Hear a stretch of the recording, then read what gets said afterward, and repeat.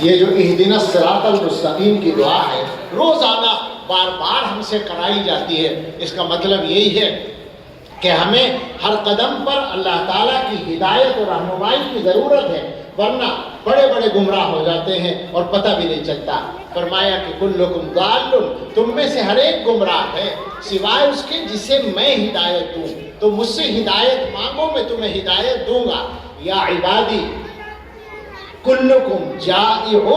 الا من اطعمتہ فاستطعمونی اطعمکم، اے میرے بندو تم میں سے ہر ایک گمراہ، تم میں سے ہر ایک بھوکا ہے سوائے اس کے جس کو میں کھلاؤں، مجھ سے مانگو میں تمہیں کھلاؤں گا۔ یا عبادی کلکم عار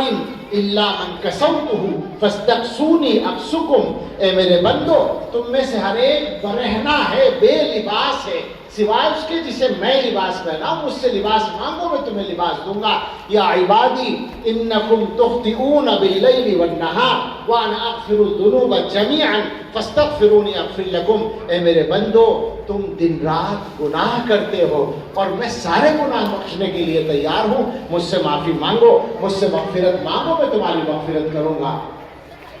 اس کے بعد فرمایا کہ تم جانتے ہو میں کون ہوں۔ یا عبادی لو ان اولکم وآخرکم وانسکم وجنکم کانوا علی اتقى قلب رجل واحد منکم ما زاد ذلک فی ملکی شیئا، اے میرے بندو اگر تم میں سے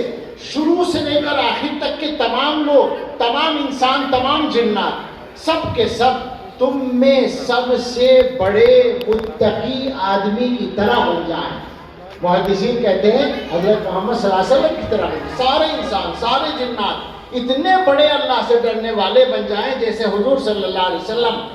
سارے انسان اتنے بڑے عبادت گزار بن جائیں، اتنے متقی بن جائیں۔ باری تعالیٰ فرماتے ہیں ما زاد ذلک فی ملکی شیئا، اس سے میری بادشاہت میں کوئی اضافہ نہیں ہوگا، میں جتنا بڑا ہوں اتنا ہی رہوں گا، پہلے سے میں بڑا ہوں۔ وَلَوْ أَنَّ أَوَّلَكُمْ وَآخِرَكُمْ وَإِنسَكُمْ وَجِنَّكُمْ كَانُوا عَلَىٰ أَفْجَرِ قَلْبِ رَجُلٍ مِّنْكُمْ، اگر یہ سارے لوگ، سارے انسان، سارے جنات تم میں جو سب سے بڑا نافرمان ہے، محدثین کہتے ہیں ابلیس، سارے شیطان بن جائیں، سارے اللہ کے باغی بن جائیں، سب اللہ سے بغاوت کر دیں، ما نقص ذلک من ملکی شیئا، میری بادشاہت میں کوئی کمی نہیں آئے گی، میں جتنا بڑا ہوں اتنا ہی رہوں گا۔ اور اس کے بعد فرمایا کہ تم جانتے ہو میرے پاس کیا ہے اور کتنا ہے۔ یہ سارے کے سارے اول و آخر جن و انس قاموا فی صعید واحد،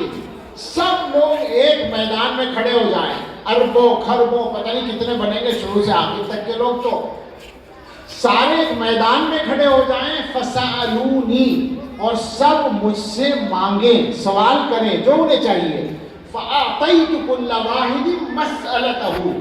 جو آدمی جو کچھ مانگے میں اس کو دے دوں،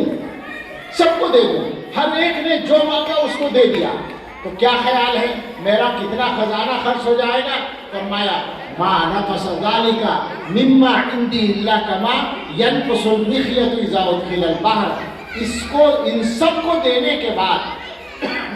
کھربوں کھرب انسانوں کو ان کی خواہش کے مطابق دینے کے بعد میرے خزانے میں اگر کوئی کمی تم کہہ سکو اس کو کمی آئے گی تو ایسی آئے گی جیسے سمندر میں سوئی ڈال کر نکال لی جائے، گلاس میں سوئی ڈال کر نکالو تو کوئی کمپیوٹر بتائے گا کچھ کم ہوا ہے، کوئی کمی نہیں آتی، اس لیے کہ ایک بوند خرچ نہیں ہوتی۔ سمندر سے سوئی نکال کر ڈال کر نکال لی جائے بھگو کر، کیا اس میں فرق آئے گا؟ باری تعالیٰ فرماتے ہیں میرے خزانوں کا یہ عالم ہے۔ آخر میں فرمایا یا عبادی انما ہی اعمالکم احصیھا علیکم ثم اوفیھا ایاکم، میرے بندو یہ سب تمہارے اعمال ہیں، میں جمع کر لیتا ہوں پھر تمہیں لوٹا دیتا ہوں۔ فمن وجد خیرا فلیحمد اللہ، تو جو آدمی خیر پائے اللہ کا شکر کرے، ومن وجد غیر ذلک، اور جو خیر کے علاوہ پائے، فلا یلومن الا نفسہ، اپنے آپ کو ملامت کرے اور کسی کو برا نہ کرے۔ یہ حدیث میں نے آپ کو پیش کی، مقصد یہ ہے کہ اس کی روشنی میں ہم اپنے حالات پر غور کریں۔ مقصد تو اصل میں حالات کو بدلنا ہے، اور حالات کسی ہوائی اور خیالی چیز کا نام نہیں ہے، وہ حالات جو ہیں وہ ہمارے حقیقی اعمال کا نتیجہ ہوتے ہیں، تو حالات کو بدلنے کے لیے ضروری ہے ہم اپنے اعمال کو بدلیں، اپنے کاموں کو بدلیں، اپنے آپ کو بدلیں۔ آج کل بات کے شروع میں بھی اور بات کے ختم پر بھی ایک ہی مضمون سمجھ میں آتا ہے کہنے کے لیے کہ بھائی اپنے آپ کو بدلنے کا ارادہ کریں۔ مشکل کیا ہے؟